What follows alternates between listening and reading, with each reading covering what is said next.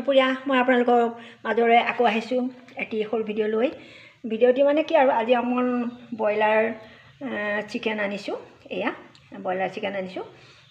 ভাবিছোঁ আজি অকণমান বনাওঁ, মানে খাওঁ মানে দুজনহে, কিন্তু আধা কেজি আনিছোঁ, বেছি নহয়। বেছি নহয় দেই, এইটো আধা কেজি আনিছোঁ। তাৰমানে বেছিকৈ আনিলে কি হ'ব, মোৰ মানুহজনে খাব নোৱাৰে মাংস। তাৰপিছতে ল'ৰাটো অলপ কম খায়। তাৰপিছতে মই বাৰু ময়ো দুপিচ এপিচ খাওঁ, বেছি নাখাওঁ। মই মাংস আজিকালি বেছি খাব নোৱাৰা হৈছোঁ, দাঁতৰো প্ৰব্লেম। সেইকাৰণে ভাবিছোঁ মাছটো খাই ভাল পাওঁ, কিন্তু মাছটো সদায় ভালো নালাগে তাৰমানে, ঠাণ্ডাত আকৌ মাংসটোও ভাল নালাগে, মাছটো ভাল নালাগে। সেয়েহে মই ভাবিলোঁ আজি ব্ৰইলাৰ চিকেনকে অকণমান বনাওঁ আৰু আপোনালোকক অকণমান দেখাওঁ কেনেকৈ বনাওঁ, কি কৰোঁ, আপোনালোকক দেখাই থাকোঁ দেই, চাই থাকিব। তাৰপিছত কিনো খাব আপুনি, মাছ মাংস খাবলৈ আপোনালোকে বাদেই দিব লগা হৈছে। মাছৰ দাম অৱশ্যে এতিয়া কমিছে, কিন্তু মাংসৰ দামটো আপোনাৰ এইটো ব্ৰইলাৰ চিকেনটো আপোনাৰ 300 টকা কেজিয়ে হ'ল, মানে 280 টকা মানে আৰু কিমাননো আৰু 300 টকাই ধৰক। তাৰপিছত আৰু ছাগলী মাংসটো 700 নে 800 টকা কেজি। সেইবিলাকতো আমি নাখাওঁ বাৰু, ইউৰিক এচিডৰ কাৰণে বেয়া বুলি কয়, সেইকাৰণে নাখাওঁ। হাৰ্টৰ কাৰণেও বেয়া, প্ৰেছাৰৰ কাৰণে বেয়া, কিন্তু মাজে মাজে কেতিয়াবা খাব মন যায়, কিন্তু উপায় নাই আৰু।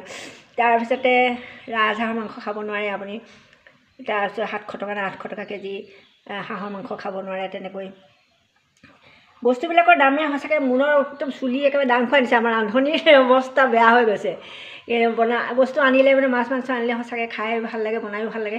সেয়েহে মই ভাবিছোঁ কিনো ক'ম আৰু আপোনালোকৰ আগত, দুখৰ কথা কৈতো লাভ নাই।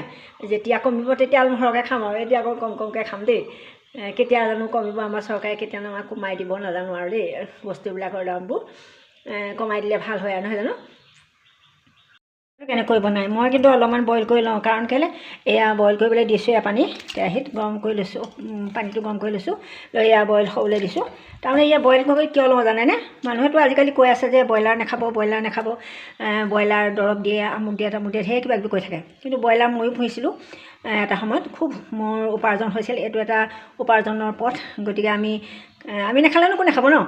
গতিকে ব্ৰইলাৰ যেনে তেনে হ'লেও খাব লাগিব। সেয়েহে মই ভাবিছোঁ ব্ৰইলাৰটো অকণমান বইল কৰি লওঁ। তাৰপিছত ইয়াৰ পৰা যিখিনি লেতেৰা পানী ওলায় সেইখিনি আমি পেলাই দিম। বইল কৰিলে চাওকচোন কেনেকুৱা পানী ওলাই দিছে, এইবিলাক কেনেকুৱা পেলাই ওলায়। সেইকাৰণে এইটো বস্তু আমি খাব নালাগে, বুজিছেনে নাই? এইবিলাক খালে মানে কি কয়, গাৰ বিষ চিষ হ'ব বুলি। বিষটো এনেও হয় বাৰু ব্ৰইলাৰ মাংস খালে, তথাপিও মানে এইবিলাক ভালকৈ চাফা কৰি ল'লে মানে ভাল আৰু। আপোনালোকে জানো কেনেকৈ খায় মানে জনাবচোন দেই। মই এনেকৈ ব্ৰইলাৰ বনাওঁ। মাংসখিনি অকণমান বইল কৰি ল'লোঁ, নিমখ দি পেলাই। চাওক এতিয়া ধুনীয়া হ'ল, চাফা হ'লনে? এতিয়া মই ইয়াত দিম কি, হালধি আন্দাজমতে দি দিম। হালধি আনিব লাগিব, সেয়া মই উলিয়াই দিমগৈ আজি। হালধি আনিব লাগিব। বেলেগ এটা বাচনত আছে অৱশ্যে, ল'বলৈ নহ'লে। এয়া হালধি লৈ দিলোঁ। তাৰপিছতে আপোনাৰ দিলোঁ জিৰা, ধনিয়া, এনেকৈ মই অকণমান পেষ্ট কৰি ৰাখিছিলোঁ, আৰু পাঁচফোৰণ, তাৰপিছতে তোমাৰ জালুক, জিৰা, এনেকৈ মানে মই ধুনীয়াকৈ ভাজি পেলাই গৰম কৰি কৰি লৈছোঁ, গুড়ি কৰি লৈছোঁ। তেতিয়া মানে মাংসটোৰ টেষ্টটো বেছি আহে। তাৰপিছত এয়া পিঁয়াজ, নহৰু, আদা মই অকণ পেষ্ট কৰি লৈছোঁ। তাৰপিছত এইখিনি ভাজি ল'ম। ভাজি লৈ তাৰপিছতে মই আপোনালোকক দেখাই আছোঁ। এইখিনি ধুনীয়াকৈ অকণমান সানি লৈছোঁ।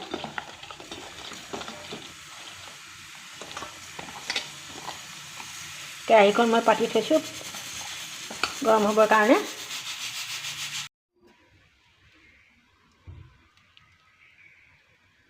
এই মিঠাতেল অকণমান দিছোঁ, বেছিকৈ দিবও নোৱাৰে, যিখন তেলৰ দাম বাঢ়িছে নহয়, আপোনাৰ 200 পাৰ হৈ গ'লগৈ জানেনে? সেইকাৰণে তেলো অলপ কম খাব লগা হৈছে, জানেনে? আৰু তেলটো বাৰু কমকৈ খাব লাগে কিছুমান বস্তুত, কিন্তু চব্জিবিলাক অলপ কমকৈ বনাবলৈ লৈছোঁ, কাৰণ বেছিকৈ তেল খৰচ কৰিলেও চিন্তা হৈছে, কাৰণ বস্তুৰ দামহে বাঢ়িছে। কিন্তু খোৱা বস্তুবিলাকৰ দাম বাঢ়ি গ'লে মানুহবিলাকৰ কি অৱস্থা হয়? সেইকাৰণে অলপ গৃহিণীসকলে হাত ধৰি চলিব লাগিব, নহয় জানো? কিমান যে গালি খাওঁ ভাত পানী বনোৱাৰ পিছত, এই তেলহে বেছি হ'ল, এইহে আমুকহে বেছি হ'ল, তামুকহে, সেইকাৰণে অলপ কমাই দিছোঁ। এয়া পিঁয়াজখিনি ধুনীয়াকৈ ভাজি ল'ম তেলতে। পিঁয়াজ, নহৰু, আদা এইবিলাক ভাজি লৈছোঁ। মচুৱাকৈ ভাজি ল'ব লাগিব, নহ'লে পিঁয়াজ চিয়াজবোৰ বৰ বেয়াকৈ গোন্ধাই থাকে। তাৰপিছত মাংস এয়া মই ৰেডি কৰি থৈছোঁ, পিছত দি দিম। যেতিয়া ৰেডি হ'ব হৈ যাব তেতিয়া আপোনালোকক দেখাম। মই দালি আৰু ভাতো বনালোঁ। দালি ভাত হৈ গ'ল মোৰ, মাংসখিনি হ'লেই মোৰ আজি হ'ব। গতিকে আৰু কিবা এটা ভাজি বনাব লাগিব নেকি এওঁৰ কাৰণে। এওঁ চাগে মাংসটো নাখায় নহয়, সেইকাৰণে মই কিবা এটা ভাজি বনাব লাগিব। এয়া মই ভাজি আছোঁ, এয়া চাওক এই ভাজি আছোঁ। এই জলকীয়াকেইটা দি দিছোঁ গোটা গোটাকৈ জানে, এয়া গোটা গোটাকৈ দি দিছোঁ। কাৰণ কেলৈ মই গোটা গোটাকৈ দিয়াৰ পিছত পিটিকি পেলাই খাই পেলাই ভাল পাওঁ, সেইকাৰণে তেনেকৈ দিছোঁ। তাৰপিছত কিনো ক'ম আৰু, এয়া কঁকালত বেল্ট, কঁকালৰ বিষৰ কাৰণে বেল্ট লগাবলগীয়া হৈছে। স্পণ্ডলাইটিছ আছে মোৰ, বহুত কষ্ট পাওঁ। অলপ কাম কৰিলে কিবা কিবি লাগি আহে, তথাপিও মানে নকৰিলে নহয় তাত আমি গৃহিণীসকলে পাকঘৰৰ কামটো কৰিবই লাগিব ন। সেইকাৰণে এনেই মই কৰিবলৈ আহোঁ। আৰু ঘৰত তেনেকৈ মানুহ থাকে, বোৱাৰীও গুচি যায়গৈ স্কুললৈ, আৰু মই এনেকৈ বনাই মেলি আমি বুঢ়া বুঢ়ী খাওঁ আৰু। তাৰপিছতে তেওঁলোকলৈও অকণমান থওঁ আৰু, মাংস চাংস বনালে, মাছ চাছ বনালে তেওঁলোকেও মোক দিয়ে। কালি তেওঁলোকৰ লোকেল মুৰ্গী বনাইছিলে, আমাক দিলে। আজি আকৌ মই এয়া বনাইছোঁ, তেওঁলোকক দিম। এয়া মোৰ মাংসখিনি ভাজি আছোঁ মই। তাৰপিছত তেওঁ ৰঙচুৱাকৈ ভাজি ল'ম, ৰঙাই অৱশ্যে, কিন্তু হেৰি কেলৈ জানো কালাৰটো নাহে পায় মোক পটককৈ। কালাৰটো নাহিলে কিবা মাংস মানুহে ভাবে বগা বগাকৈ খায় নেকি। তাৰপিছত মই কুকাৰত দি দিম দেই, তাৰমানে কুকাৰ দিলে সিজিব ধুনীয়াকৈ, খাই ভাল লাগিব। এয়া মোৰ প্ৰায় মাংস হওঁ অৱস্থা, এতিয়া মই কুকাৰলৈ দি দিম। আজি ভিডিঅ'টোত মই ৰন্ধাৰ মাজে মাজে মই বহুত কথাই ক'লোঁ। কিবা যদি দুখ হৈছে ক্ষমা কৰিব, আৰু যদি ভাল হৈছে লাইক শ্বেয়াৰ কমেণ্ট কৰিব। আৰু মই শেষত আপোনালোকক অকণমান দেখাই পেলাই মই ভিডিঅ'টো সামৰিম। এয়া মোৰ মাংস হৈ গ'ল, দেখালোঁ।